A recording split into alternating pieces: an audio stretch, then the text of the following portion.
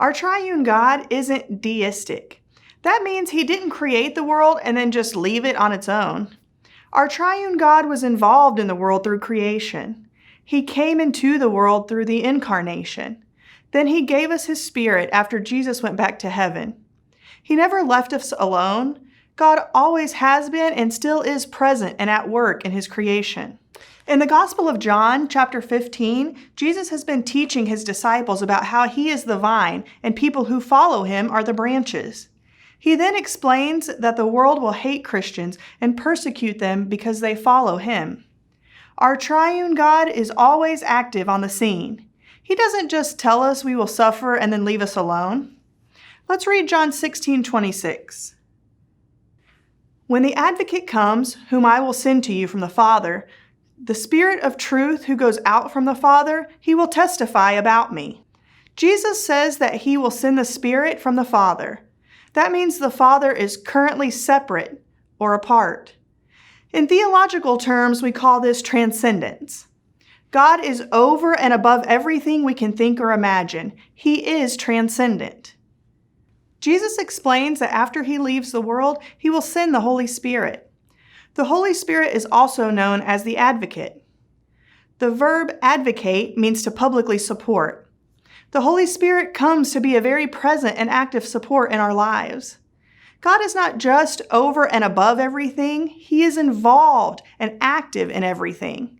The theological term for this is immanence. The Trinity is both transcendent and immanent. God is beyond our comprehension and God is personal. One of the ways that he is personally involved in our lives is through the gift of the Holy Spirit. Although the Holy Spirit is a gift, it's a gift we have to ask for. This isn't like asking Santa for a Christmas gift. As children, when we ask Santa, we hope. When we ask God, we can have confidence, not wishful thinking. We can have faith in a trustworthy God. We want to ask the Father for the gift of the Holy Spirit because God created us to be in a personal relationship with the Trinity. Later in this course, you will learn more about the person of the Holy Spirit, who is probably the least understood member of the Trinity.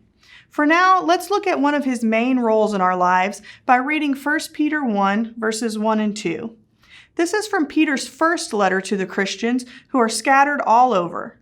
It was written after Jesus died, rose again, and returned to heaven. The early church is just getting started. Peter writes, Peter, an apostle of Jesus Christ, to God's elect, exiles scattered throughout the provinces of Pontus, Galatia, Cappadocia, Asia, and Bithynia, who have been chosen according to the foreknowledge of God the Father, through the sanctifying work of the Spirit, to be obedient to Jesus Christ and sprinkled with his blood. Grace and peace be yours in abundance. Peter, who lived under Jesus' personal teaching, recognized the reality of the Trinity, and he specifically pointed out the sanctifying work of the Holy Spirit within the Trinity. Holiness is the central character trait of God's identity.